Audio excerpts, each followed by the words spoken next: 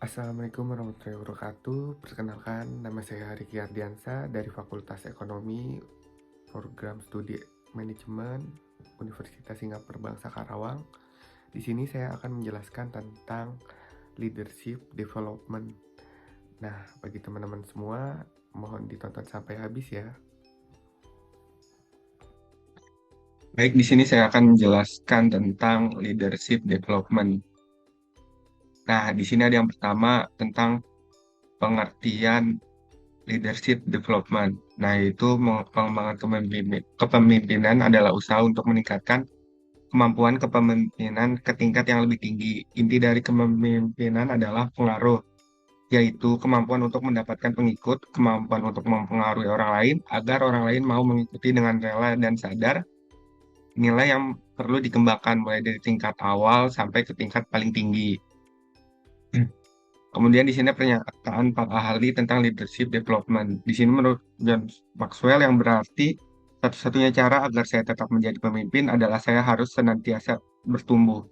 Ketika saya berhenti bertumbuh, orang lain akan mengambil alih kepemimpinan tersebut. Begitu. Nah, di sini ada pentingnya leadership development. Yang pertama, mendorong implementasi strategi. Nah, di sini pengembangan dengan sendirinya bukanlah strategi pengembangan kepemimpinan yang efektif. Organisasi memerlukan rencana manajemen yang terkait erat dengan strategi bisnis mereka dan membekali staf dengan keterampilan manajemen yang diperlukan. Kemudian yang kedua adalah mengembangkan dan mempertahankan bakat. Nah, di sini keterlibatan karyawan ditingkatkan melalui pengembangan kepemimpinan, meningkatkan kapasitas organisasi untuk mengisi kesenjangan saluran bakat dan menurunkan kerepotan dan biaya yang terkait dengan pergantian. Kemudian yang ketiga di sini ada perubahan teknologi yang cepat. Di sini pengembangan teknologi yang cepat seperti kecerdasan buatan AI, otomatisasi analitik data, Internet of Things, telah banyak mengubah cara organisasi dan berinteraksi dengan pelanggan. Di sini kita harus lebih menyesuaikan di era kemajuan teknologi yang sangat cepat. Kemudian di sini ada persaingan global yang ketat. Nah, persaingan global yang ketat di sini meningkatkan persaingan di pasar global. Organisasi harus dapat beradaptasi dengan cepat dengan adanya arus globalisasi tersebut. Nah, di sini ada 3 penerapan program leadership development. Yang pertama ada pelatihan formal. Di sini memiliki jadwal yang tetap yang mereka ikuti gitu secara teratur. Kemudian yang kedua ada kegiatan pengembangan. Dapat diintegrasikan ke dalam tugas-tugas operasional yang sedang berlangsung atau dilakukan secara bersamaan. Kemudian ada yang ketiga ada kegiatan swadaya. Di sini kegiatan swadaya individu berpartisipasi dalam kegiatan perawatan diri atas inisiatif mereka membaca kursus kuliah dan tutorial online maupun dan lainnya.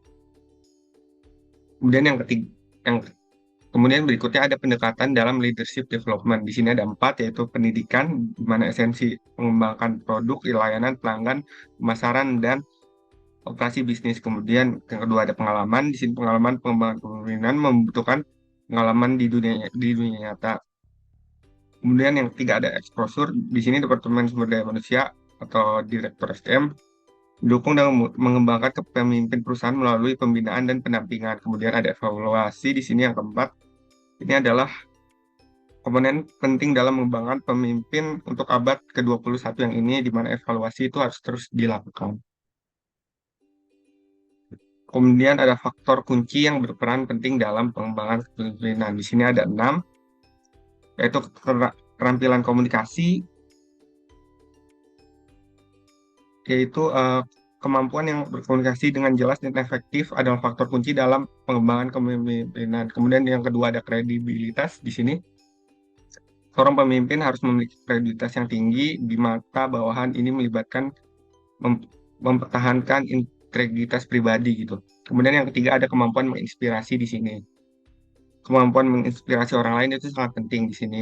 Seperti para bawahan agar terus terinspirasi begitu. Kemudian yang keempat ada keahlian dalam pengambilan keputusan. Di sini pemimpin harus bisa mengambil keputusan yang tepat dan sangat cepat. Yang kelima ada kemampuan untuk belajar dan beradaptasi. Di sini kepemimpinan yang efektif melibatkan kemampuan yang terus belajar dan berkembang. Seorang pemimpin harus terbuka terhadap umpan balik yang diberikan pada karyawan seperti itu. Kemudian ada 6 harus bisa memanajemen risiko di mana harus memilih risiko seminim mungkin agar semua tetap berjalan dengan baik. Nah, di sini kemudian ada studi kasus tentang pelatihan kepemimpinan nasional tingkat 2 angkatan 15 Kementerian PUPR cetak pemimpin berkompetensi strategis.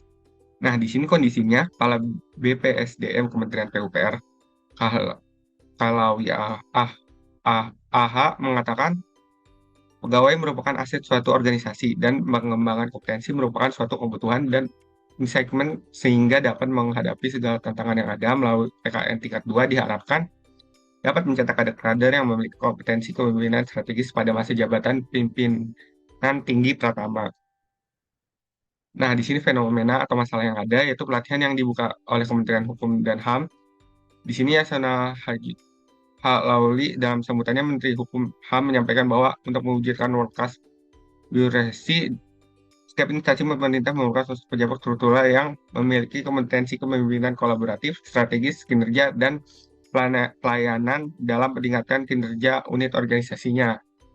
Gitu. Kemudian beliau juga menambahkan bahwa pejabat struktural harus adaptif dalam menghadapi perubahan lingkungan strategis yang sangat cepat dalam memimpin unit organisasinya. Nah, solusi di sini, pemimpin yang pas untuk saat ini adalah pemimpin yang menginspirasi, memberikan teladan kepada banyak orang, kita memiliki kemampuan untuk mengajak orang bersama-sama melakukan aksi perubahan bagi organisasi dan mampu menata dan memperkuat digitalisasi birokrasi yang telah ada saat ini. Karena hal tersebut, PKN tingkat 2 Angkatan 15 dibuat untuk dengan tujuan untuk mengembangkan kompetensi kepemimpinan strategis pada jabatan pimpinan tinggi JPT pertama yang akan berperan dan melaksanakan tugas atau fungsi kepemerintahan di instansinya masing-masing. Nah, terkaitan teori di sini, studi kasus tersebut berkaitan dengan materi pada makalah, yaitu keahlian dalam pengambilan keputusan di mana di sini diharapkan bagi para pejabat yang mengisi jabatan pimpinan tinggi dapat melaksanakan tugas dengan baik dan dapat mempertanggungjawabkan jabatannya dengan mengambil keputusan-keputusan yang tepat untuk instansinya masing-masing. Terima kasih. Di sini mungkin pemaparan dari saya. Nah, di sini ada kata-kata sedikit quotes. Tidak ada manusia di bumi yang baik-baik saja, semua sibuk dengan ujiannya masing-masing. Karena setiap masalah pasti ada porsinya masing-masing bagi setiap manusia. Terima kasih sudah menonton video ini. Wassalamualaikum warahmatullahi wabarakatuh.